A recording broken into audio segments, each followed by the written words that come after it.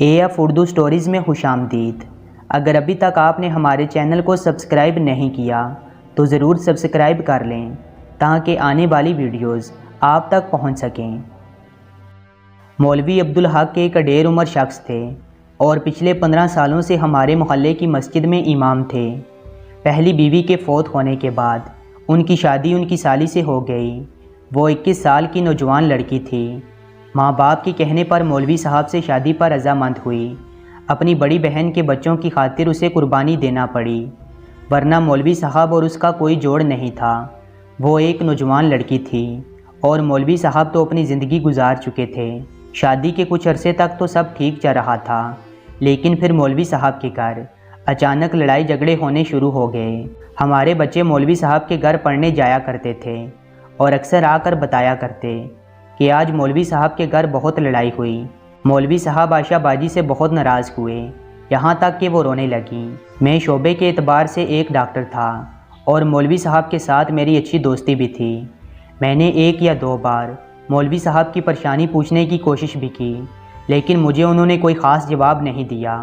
میں بھی چپ ہو گیا، سوچا ہو سکتا ہے ایسی کوئی بات ہو جو وہ مجھ سے شیئر نہیں کرنا چاہتے ہوں۔ وہ مجھے اپنے بچوں کی طرح سمجھتے تھے اور بہت عزت بھی کرتے تھے۔ ان کے چہرے پر پریشانی واضح دکھائی دیتی تھی، لیکن وہ مجھ سے کچھ چھپا رہے تھے۔ ایک دن جب میرے بچے پڑھ کر واپس آئے تو میری بچی مجھ سے لپٹ کر رونے لگی۔ میں نے پوچھا، بیٹی کیا بات ہے؟ آپ کیوں رو رہے ہو؟ کیا آپ کو عائشہ باجی نے مارا ہے؟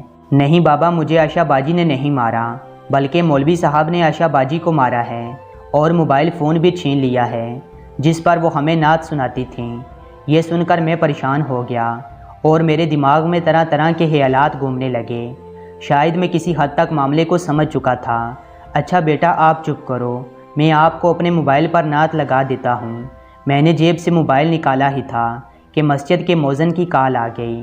ڈاکٹر صاحب، مولوی صاحب کی طبیعت خراب ہے، جتنا جلدی ہو سکے آپ مولوی صاحب کے گھر آ جائیں۔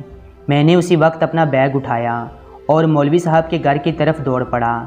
چیک اپ کرنے کے بعد پتہ چلا کہ مولوی صاحب کو ہارٹ اٹیک ہوا ہے۔ میں نے فوراً ایک گاڑی والے کو کال کی اور مولوی صاحب کو ایک دوست کے ہسپتال لے گیا جو ہارٹ اسپیشلسٹ تھا۔ اللہ نے مولوی صاحب کی جان بخشی اور ہم 2 دن تک گھر واپس آ گئے۔ اگلے ہی دن مولوی صاحب نے مجھے گھر بلایا۔ ان کی طبیعت تو بہتر تھی، مگر پریشانی ان کے چہرے پر واضح دکھائی دے رہی تھی۔ دیکھو بیٹا، تم مجھے اپنے بچوں کی طرح عزیز ہو اور میں اپنے دکھ کی بات تم سے بلا جھجک کر لیتا ہوں، لیکن اس بار بات ایسی تھی کہ میں تمہارے ساتھ چاہ کر بھی بیان نہ کر سکا۔ جی مولوی صاحب، میں اس بات کے لیے آپ کا بہت مشکور ہوں جو آپ مجھے اس قابل سمجھتے ہیں۔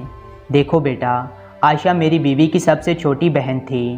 اپنی بہن کے فوت ہونے کے بعد اپنے ماں باپ کے کہنے پر مجھ سے شادی کرنے پر رضامند ہوئی۔ اس کے والدین چاہتے تھے کہ ان کی بڑی بیٹی کے بچے خراب نہ ہوں۔ وہ مجھ سے شادی نہیں کرنا چاہتی تھی اور نہ ہی میرا اور اس کا کوئی جوڑ تھا۔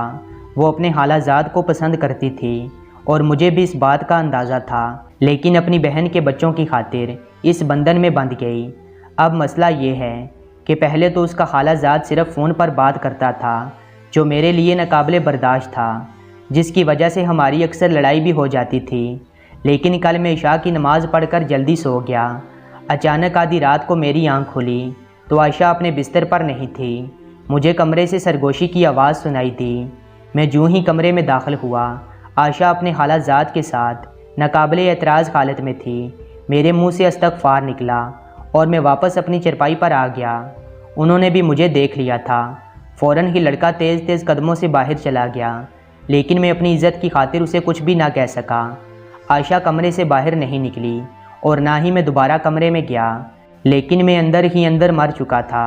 بہرحال میں صبح فجر کی نماز پڑھ کر گھر آیا تو عائشہ بچوں کو پڑھا رہی تھی۔